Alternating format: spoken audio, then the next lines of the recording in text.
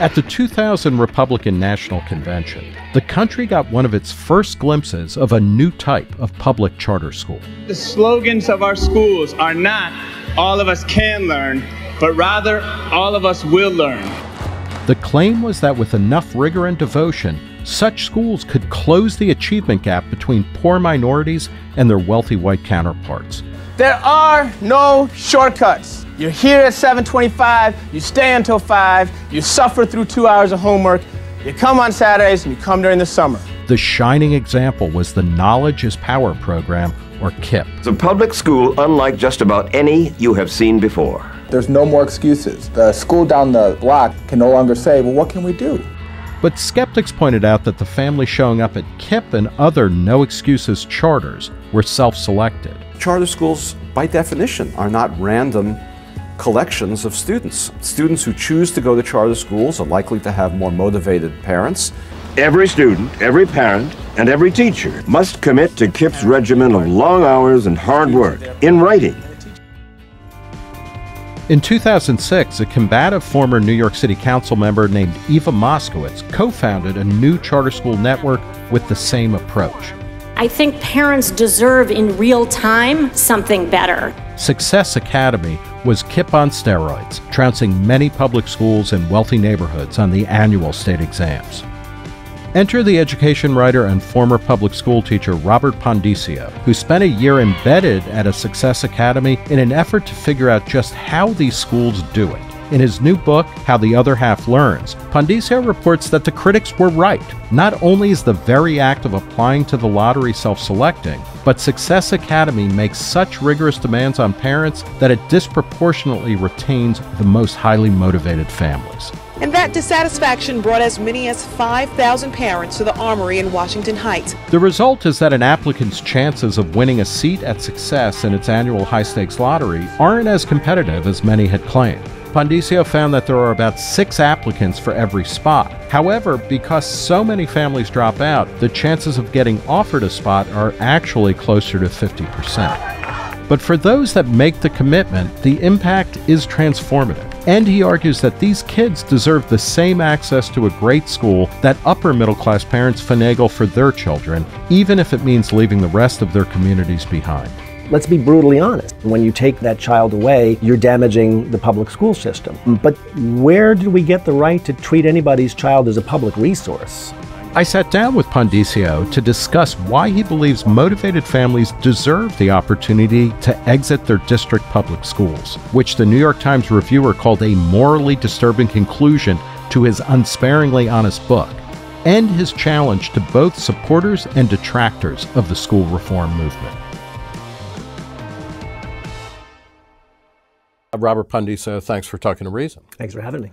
Let me start with the question, who is Tiffany and why does she matter? Oh, you're going to try to make me emotional. First question, huh? Tiffany was a student in my second year of teaching at PS 277 in the South Bronx. And this was a little girl who I like to just tell this story. She would come to school every day in her uniform. The building could fall down and Tiffany would be behind her desk scribbling away. And when I pointed out to my special ed supervisor at the time that, look, I've got this kid, I'm not doing anything for her, I'm basically ignoring her. And she said, verbatim quote, "She's not your problem." Meaning, why are you focusing your attention, why are you concerned at all about Tiffany? She's delivering the results we need. But by the same token, this was a kid who was deeply bought into what we were doing. So she ended up moving to Pennsylvania, graduating from a perfectly fine state university. But I've been troubled for the last 15 years. Like, what could this kid have been if she were in one of these so-called no excuses charter schools, where she was pushed to go not just to college, but to a terrific college? The ultimate achievement gap in American life is in test scores. It's the leadership gap. We'd all be working for this kid with her incredible work habits. So, the thesis of your book is that Success Academy is the type of school for the Tiffanys of the world.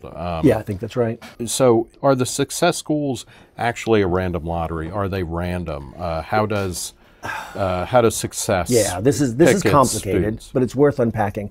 The moment a parent raises his or her hand and says, I want a charter school instead of the neighborhood default public school, I would argue that parent is almost instantly setting himself or herself apart from the parent who exercises no choice whatsoever. You're at least curious about what else is out there. So describe the average success parent then.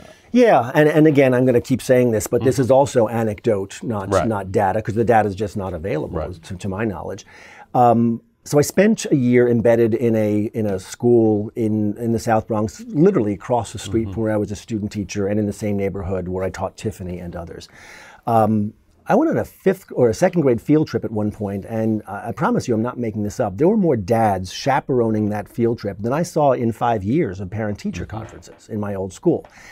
Observably, every morning you see fathers, you see couples, married couples, or at least cohabitating couples dropping their kids off. So a pattern emerges, and I got to know quite a few parents, and the way I describe it, they are overrepresented. Married, employed, almost invariably religious and or spiritual, ambitious for their children. What's the level of minority? 100%. Yeah. 100%. Okay, so this Exclusively. you're not describing people who are, a kind of double income, highly professional, white, middle class yuppie, Asian. Yeah, no, I'm not saying it's not going to happen, Yeah. and in some other neighborhoods with Success Academy, it certainly is. Right. But the school that I was teaching or embedding in the South Bronx is not really gentrifying at this point the way other neighborhoods in New York City are. And Success will say, what is it? It's something like, or it seems that for every slot at Success, there's something like 40 students or 6 to 1. There are 6 more applicants for every seat than entering the lottery than ultimately end up getting placed. Why is that a misleading Because, statistic? and this takes some unpacking too, the enrollment lottery is the first step in the process. Once you, so let's say, and this is from memory, I think there were something like 17,000 applicants for 3,000 seats the year that I was at Success. 3,000 are immediately seated and are told, congratulations, you're in. 7,000 are told, sorry, no room at the inn, as it were. The rest, which is another 6,000 or 7,000, are placed on a so-called likely list. Remember that term, likely. And this is all random assignment. Absolutely, 100% random. So then the next step is you're invited to a welcome meeting, which is kind of a little bit scared straight. I mean, to Success Academy's credit, they could not be more clear about what they stand for and what they will not stand for. Like they will say, the one person who I quote in the book said, this is not Burger King. You don't get to have it your way. There are uniforms. These are the hours. We will suspend your kid as early as kindergarten if they break our rules, etc. So they could not be more clear or emphatic about their school culture. That scares some folks away. Or if you don't show up to the welcome meeting and you don't reschedule, then you are dropped. Then comes a confirm your interest email. Then comes a uniform fitting day. Then comes a dress rehearsal for kindergarten. At every step along the way, some number fall away. And we don't know why. Perhaps there are a lot of other charter schools. They decide, no, I'd rather go to that one than this one. But at the end of the day, what's undeniable is your chances of getting in are closer to 1 in 2. And because of this kind of aggressive acculturation that goes on during this process, my thesis on this, and I think Success somewhat disagrees with this, is you end up with a parent body of either true believers or those who are willing to have their parenting kind of molded a little bit. Because Success makes prodigious demands on parents. You're going to read to your kids 6 books a week. You're going to check the homework. You're going to fill out the reading logs. You got to drop your kid off every morning by 7:30. You got to pick your kid up every day. It's, I think, 3:45. Wednesday's a half day, 12:30. There's no after school. There's no transportation. And again, I don't want to paint the picture that this is being done deliberately to cull the herd, so to speak. But as a practical matter, it's just easier to comply with these school culture demands if you've got the bandwidth of 2 parents, or at least a support network where you've got somebody. So if you're living a kind of chaotic, disorganized life, it's just kind of hard to do that. Yeah. So this all goes towards your thesis, really, that they're not creaming students. Yeah. To get, and we'll talk about the results and how good the people who go through the Success Academy seem to be doing, but that they're creaming the parents. Yeah, and I'll be honest, Nick, I wish I hadn't framed it that way, that they are creaming or cherry-picking parents, because at the end of the day, those parents are creaming or cherry-picking themselves, right? My more nuanced point, I hope, is that it's not, oh, it's the parents, stupid. It's the conditions, the cultural conditions, the school culture conditions that self-selection sets in motion. Look, if you have a just so school culture that is high expectations, very demanding, etc., you can't impose that on people. You have to at least start with those who want it or those who are willing to have their efforts directed. So in other words, this simply would not work to impose this on my old school or almost any other school. So it's a more complicated thing than it's the parents. It's the starting line. It creates the buy-in, and that's the key idea, that makes this level of rigor and high expectation doable. Is Success Academy representative of the charter movement as a whole or successful schools as a whole? That's a really great question. I mean, and I don't think I have a firm conclusion about this. I think I asked the question in the book, because the entire idea of ed reform for the last 20-odd years has been, if you have the right conditions, every child can learn at a high level. Success Academy's results are so unusually good that it raises the question, is this a proof point, or is this kind of the reverse perfect storm that in its relative rarity proves that this really is not widely doable? Well, now what you're talking about is different than the way that Eva Moskowitz talks about what success does. And she says, look, our model will work for 99.9% of kids, that it is the school that's transformational, not things that are happening before and after and things like that, other than that they do their homework. Is that just wrong?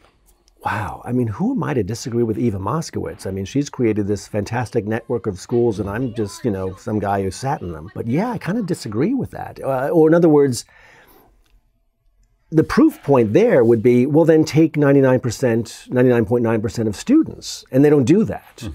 And this puts me in an awkward position, because at the end of the day, I'm strongly supportive of what they do, but I just don't think that that's what they're doing. Because if that is what you were doing, then you wouldn't put those hurdles in front of kids. You do the opposite. You take the first 100 kids in the door, and you'd fight like hell to keep those 100 kids in the door.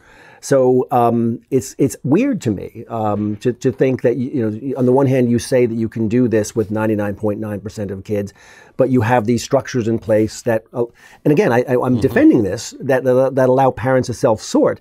If that's your theory, then wouldn't you want to prove that you can do this with every child? So, I mean, that's an argument that Success Academy is really not representative of the charter of the schools that are in the charter movement, because I think that's right. Okay, and could you? There's a range. Could you contrast, maybe briefly? You teach at a school called Democracy Prep. What is its guiding ethos, and is it as successful as Success Academy? What do you mean by successfulness? You pick it. I'm Right, giving okay. you the option to define success downward. Sure. This is why we could talk about this till the cows come home.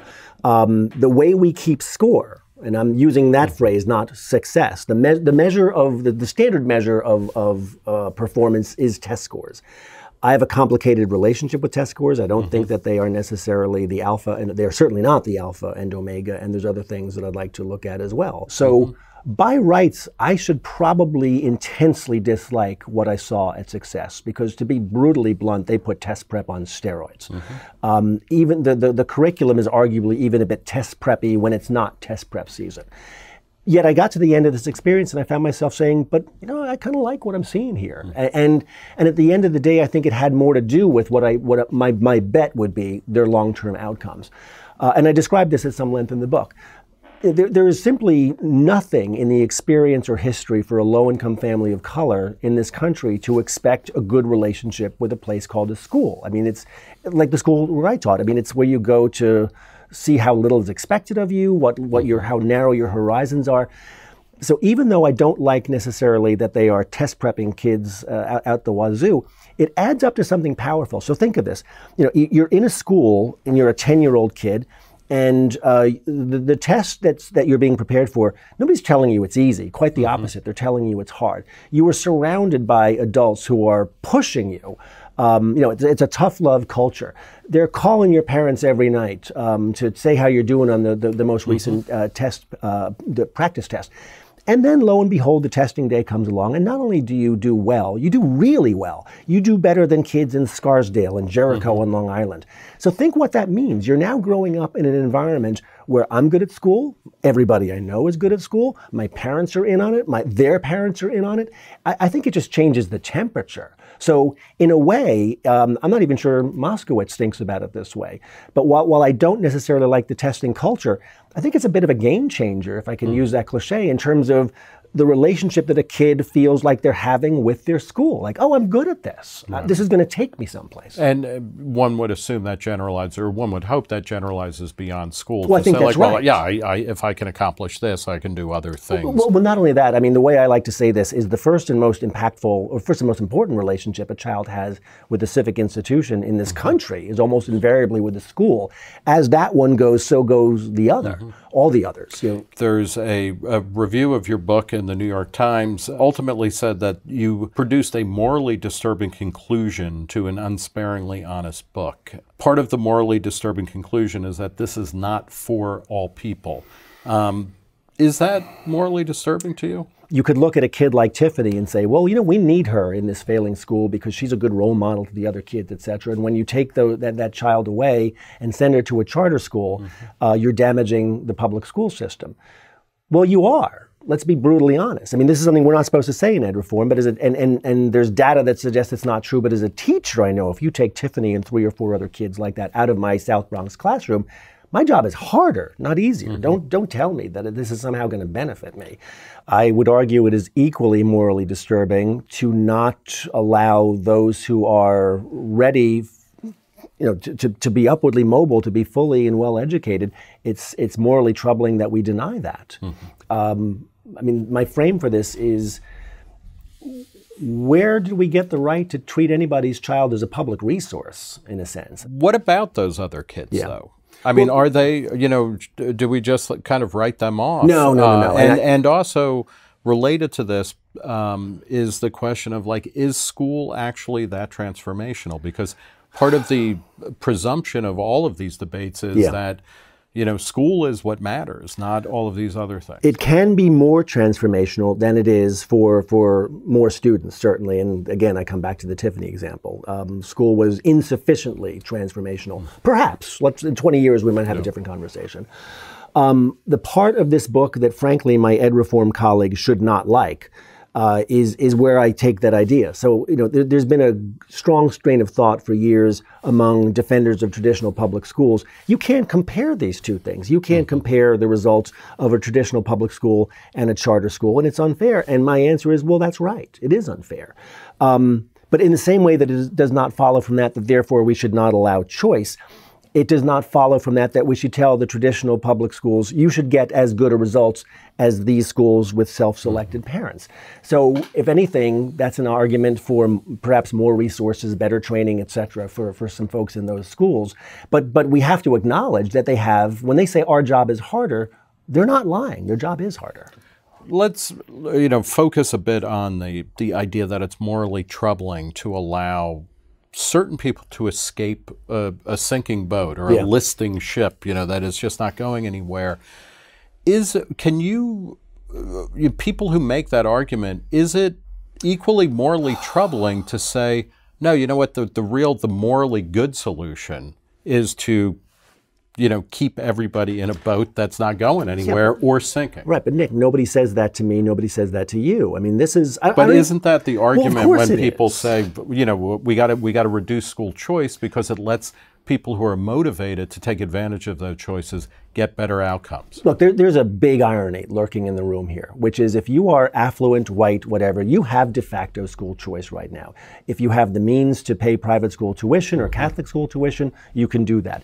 If you don't, you can at least pick up and move to Scarsdale or Greenwich or some such, where your property taxes are functionally your private school tuition. Right. Let's be really candid about that.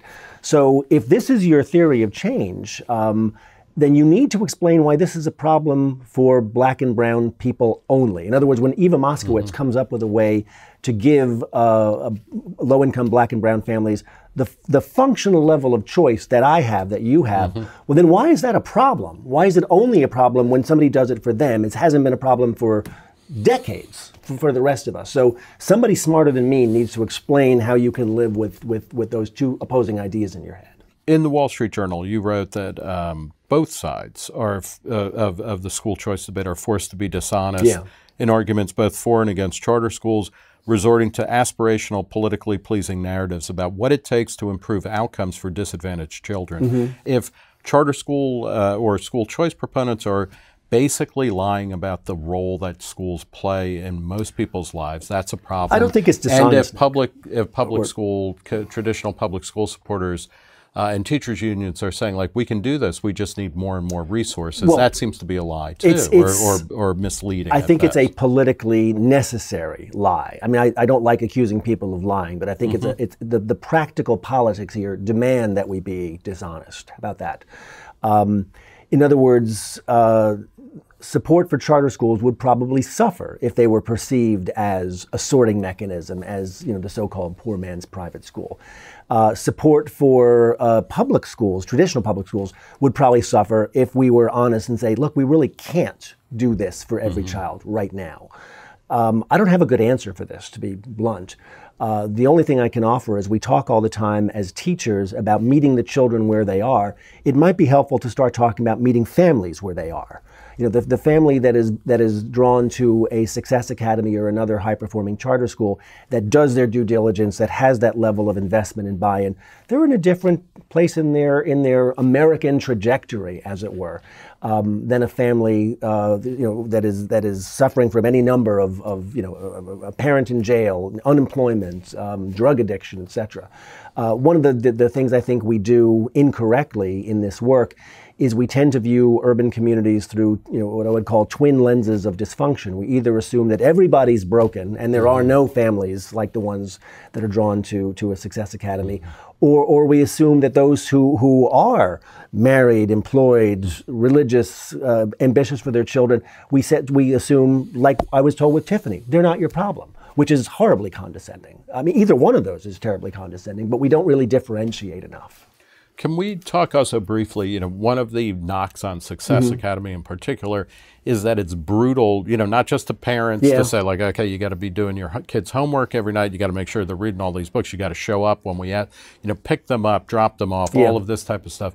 But that they were literally brutal to the kids. Yeah, I don't see that at all. And there's a kind of viral footage of a teacher berating a little kid. Yeah. Did you see any evidence of that sort of stuff? And this is where I think we have really done dirt to Moskowitz and Success Academy. Now, look, I'm not offended by the sight of kids marching in two lines in an elementary school. I'm not offended by the idea that kids should sit up, pay attention, make eye contact. And look, if you take nothing else away from this book and spending time at Success Academy, you cannot mistake the deep, authentic investment that teachers have in kids. So very quickly, say, what is the thing that ed reformers who are kind of uncritically or maybe not so critically in favor of charter schools and in favor of Success Academy, what do they have to take away from this? And for traditional defenders of traditional public schools, what's the main point that they really need to grasp? That's a great question. And at the risk of oversimplifying, I think we really have to focus on school culture. In other words, it's not enough, testing isn't enough, even the sorting, if you want to call it that, isn't enough. Kids learn better when they are in an environment that valorizes achievement, if that's what you're trying to get, high achievement. And that's really, it's almost impossible for public policy to account for because we don't allow parents, as a general rule, to self-sort. We don't allow, absent a voucher system, parents to pick a school culture that works for them.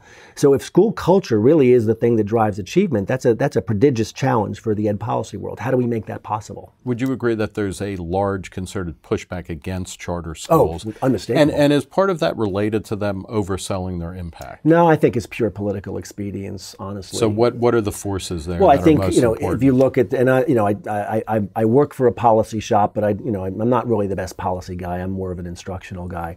But it's unmistakable that if you look at the run-up to the 2020 election, the Democrats who are, want the White House seem to fall into two camps: those who are opposed to charter schools and those who are really opposed to charter schools.